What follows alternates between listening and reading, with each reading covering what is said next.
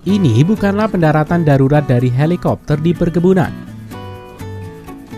melainkan helikopter ini disewa oleh petani ceri untuk membantu penyerbukan dari bunga ceri di musim semi. Seperti halnya buah lainnya, penyerbukan bunga ini secara alami dapat dibantu oleh air, angin, hewan, dan manusia untuk bertemunya serbuk sari yang jatuh ke kepala putik hingga menjadi bakal buah.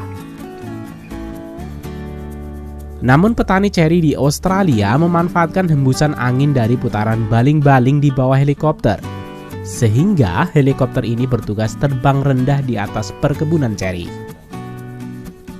Dengan penyerbukan yang maksimal dapat menghasilkan panen buah ceri yang melimpah. Mari kita lihat tahapan proses perkebunan buah ceri di Australia.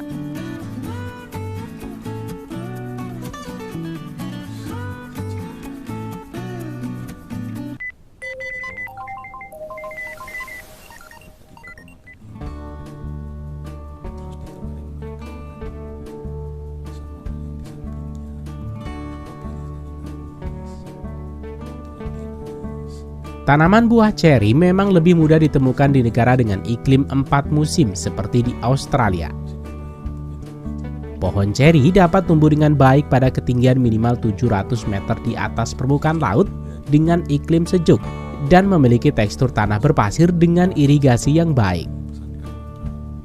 Setelah menemukan tanah dan lokasi yang ideal, selanjutnya petani akan menurunkan para pekerja untuk membuka lahan. Tempat ini dekat dengan danau sebagai sumber air utamanya. Untuk beberapa tempat yang tidak memiliki tanah yang dibutuhkan, petani akan merekayasa struktur tanah dengan penambahan seperti pasir, pupuk kompos, serbuk kayu, dan juga pupuk kimia untuk memenuhi kebutuhan nutrisi pada awal pertumbuhan bibit pohon ceri.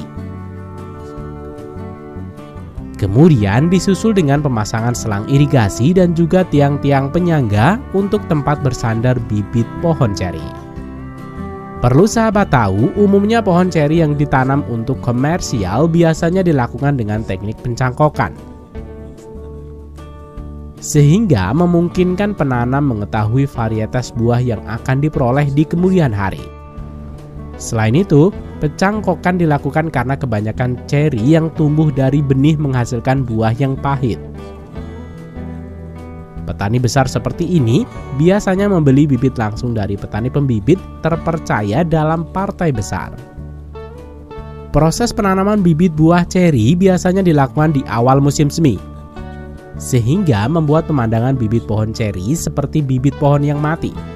Namun dalam beberapa bulan ke depan, bibit ini akan mulai menampakkan kehidupannya dengan memunculkan daun-daun dari batang bibit tanaman ceri ini.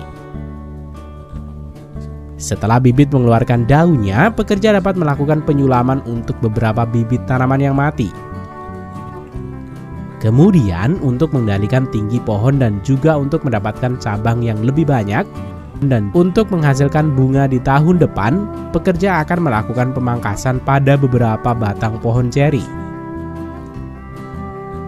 Pemangkasan umumnya dilakukan oleh profesional untuk menghindari pekerja memotong taji pendek pada pohon, yang sebenarnya bagian pohon yang akan menghasilkan buah dan menyebabkan kerugian pada musim panen.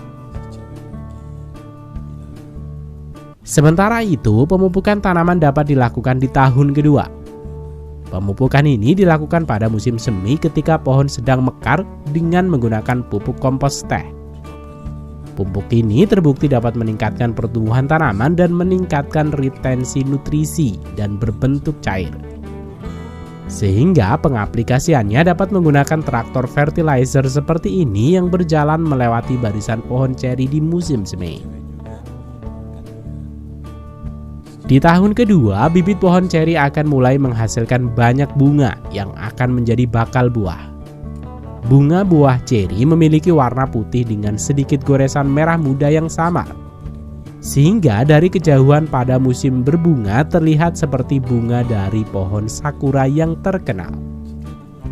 Sebenarnya untuk penyerbukan bunga ceri secara alami dibantu oleh burung dan juga lebah yang akan terbang menghisap madu dari bunga ini.